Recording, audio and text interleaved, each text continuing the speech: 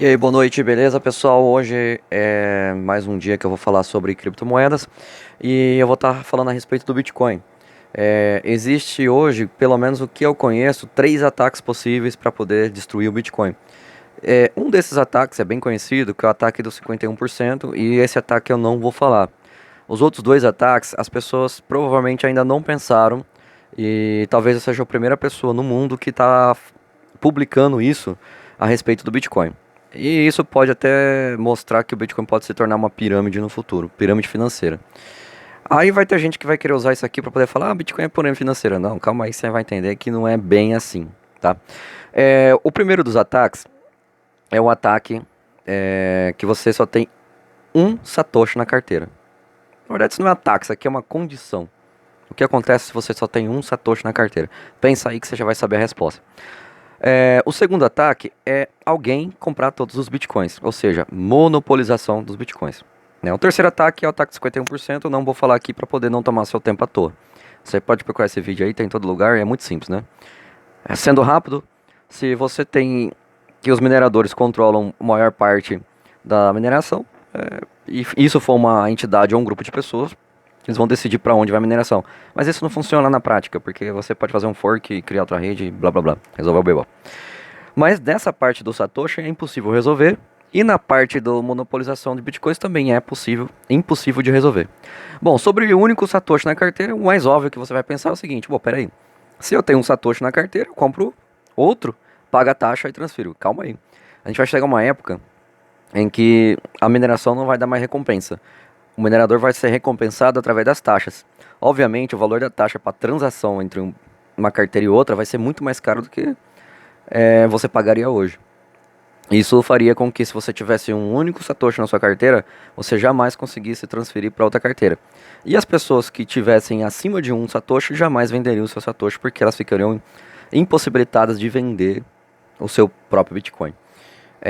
A gente sabe que o Bitcoin ele simplesmente transfere de uma carteira para outra, como se fosse uma doação. Então não tem como resolver esse BO aí, nem a pau. Tem uma solução para isso, eu vou falar no final. Mas espero falar apenas como é o conceito. Eu não vou falar para você como que vai resolver isso de forma de projeto, porque isso aí é uma ideia que eu já estou implementando. A segunda parte é: você pode comprar todos os Bitcoins. Bom, se você comprar todos os Bitcoins, significa que o preço subiu eternamente. Bom, vamos pensar o seguinte: a gente tem três casos. Alguém já controla metade de todos os bitcoins na blockchain? Sim, talvez o Satoshi Nakamoto. Ele está vivo? Não sabemos. Em 100 anos a gente vai saber se ele, provavelmente ele não conseguir tirar a carteira dele, é porque ele realmente já morreu, né? Só que ele pode ter passado a chave privada dele para outra pessoa, então você pode ficar eternamente ali sem saber o que pode acontecer. Bom, mas imagine o seguinte: de se isso não acontecer, você tem, por exemplo, uma pessoa conseguiu juntar 50% dos bitcoins. Ela controla tudo. Ah, ela pode controlar o preço do mercado também. Talvez, né? Ela despeja um pouco, faz tudo cair, depois compra de todo mundo e pega de volta. As pessoas que vão entender o golpe vai começar a comprar no fundo e vender no topo, e vai acompanhar a subida até ficar poucas pessoas com Bitcoin. O mais óbvio de todos. Mas, né? Eu poderia dizer para você que o preço do Bitcoin ele atingiria o pico máximo quando alguém controlasse 50% de todos os Bitcoins em circulação nas suas mãos. Em circulação eu tiro os Bitcoins que estão em carteiras que jamais poderiam ser recuperados, por exemplo, os Bitcoins do Satoshi e Bitcoins de pessoas que perderam a chave privada. Eu mesmo já perdi a chave privada em 2012, então tem Bitcoin meu aí escondido em algum lugar. Bom, e aí como é que faz? Bom, se você parar para pensar é o seguinte: alguém controla metade. O que vai te incentivar a comprar Bitcoin? Você vai pular fora do Bitcoin, vai começar a procurar outra criptomoeda com fundamentos parecidos, né, e que não seja controlado por uma única entidade. É a coisa mais simples a fazer, entendeu? Portanto, o Bitcoin acaba se tornando uma espécie de pirâmide financeira, né? O último a sair apaga a luz. Exatamente o que eu disse. Por conta disso, ele se torna uma pirâmide financeira. O próximo a entrar vai comprar Bitcoin e não vai conseguir vender mais. Por quê? O Estado não vai pagar, por exemplo, o preço que vale, se o Estado fosse a pessoa que detém acima dos 50% dos Bitcoins. Então, pra que você vai vender? Entrega logo essa porra aí e tchau. Fui. Bom, existe uma outra forma também de você ter monopólio dos Bitcoins. E essa aqui é a coisa mais idiota, né? E isso aqui é provado que naturalmente vai acontecer. Aconteceu com o ouro, por que não vai acontecer com o Bitcoin? É o seguinte, você tem o Bitcoin sendo controlado por uma única entidade, o Estado. Isso só vai acontecer quando as pessoas começarem a pagar os Bitcoins, os impostos como Bitcoins, como criptomoedas. Não só Bitcoin, como outras também. Então o Estado vai, ó, você tem que pagar o IPTU, beleza. É um imposto que é como se fosse um aluguel perpétuo para você pagar sobre o seu imóvel ou sobre o seu veículo. Enquanto ele existir, você vai ter que pagar. Bom, cria um imposto perpétuo e pronto. Um dia, todas as pessoas vão ter que pagar o Bitcoin e vão parar na carteira do Estado. O que acontece quando as pessoas perceberem que o Estado está controlando mais de 50%? É o que eu acabei de falar, você já sabe o resultado.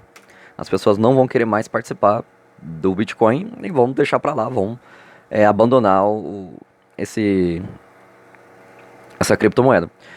Então, o que é possível fazer para poder resolver isso? Bom, você entendeu que essas duas formas elas são muito mais fáceis de ser empregadas do que o ataque de 51% do Bitcoin, que pode resultar em duas raízes diferentes. No caso de você conseguir monopolizar os Bitcoins, aí, meu amigo, o problema é complicado, porque quando você monopoliza os Bitcoins, você também monopoliza as taxas. E as pessoas vão precisar de comprar em algum lugar esses bitcoins para poder pagar as taxas. E você acha que quem vai vender? O Estado. Ó, é o seguinte, você tá devendo bitcoins. Ó, mas para transferir você não tem? Para transferir não. Então você vai ter que comprar da gente. E se ele não quiser vender? Você entendeu aonde chegou o problema? E aí, você tem bitcoin, você pode usar o próprio bitcoin como taxa, óbvio. Claro que sim. E quem disse que não? E quando você tiver um satoshi? Como é que você vai fazer? Então o Estado vai minar das pessoas todos os bitcoins até a pessoa só ter um satoshi na carteira. E vai chegar na outra forma do Bitcoin não conseguir mais ser útil. Não ser mais uma moeda de reserva de valor. É isso. Para resolver isso aí, a solução seria criar duas criptomoedas ou três criptomoedas para serem usadas como recompensa. E essa recompensa ficaria o seguinte: o próprio Bitcoin, né, com a sua manutenção pelo halving, e mais uma ou duas, que seria uma espécie de Dogecoin. Emite sempre a mesma quantidade a cada mineração, a cada recompensa, não importa, perpetuamente vai fazer isso. Ah, mas não vai ter valor algum. Cara, isso aqui não é para ter valor, isso aqui é para poder pagar como taxa. Só isso. Foda-se o conceito. A taxa sempre vai ficar barata, você já sabe disso, mas ela é muito mais eficaz do que a moeda tradicional aí, que é a fiduciária. E aí pergunto pra você, isso aqui não resolve o problema de você ter uma pool de liquidez entre Bitcoin e uma moeda que nem um Dogecoin? Se colocar as duas na mesma rede não resolveria o problema? Provavelmente sim, entendeu? Mas eu ainda posso fazer uma transformada aqui, né, uma desmembrar, né?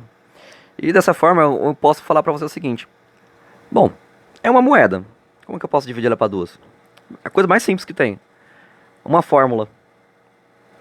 Seno de θ mais cosseno de θ é igual a 1. Uma moeda. Tá resolvido o problema. Então você já sabe a fórmula para resolver, já sabe como resolver e já entende o porquê que a gente tem que ter essa ideia, né, de estar utilizando três moedas. Tá, mas por que a fórmula seno e cosseno foi escolhida por você?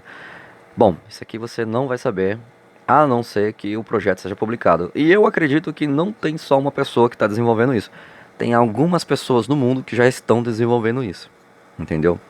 Apesar de tudo, eu poderia falar pra você: a ideia pode estar nascendo agora, ou como já tem uma ideia que já está funcionando. E aí? Não tem como você dizer que eu sou o culpado por criar esse monstro aí, né? Assim como, né, você pode ser a pessoa que está sendo incentivada a criar esse monstro aí. Entendeu? Bom, você quer saber por que então eu usei a fórmula de seno e cosseno? Estuda. Começa a ler mais sobre cálculo, né, sobre álgebra linear, sobre cálculo numérico, né, sobre geometria analítica, e talvez você vai chegar em algum lugar. Cara, eu amo demais as disciplinas de matemática. E se você não estuda as disciplinas de matemática, não sei o que você vai fazer aqui nesse canal. Mas, grande abraço pra você, fiquem com Deus, amém.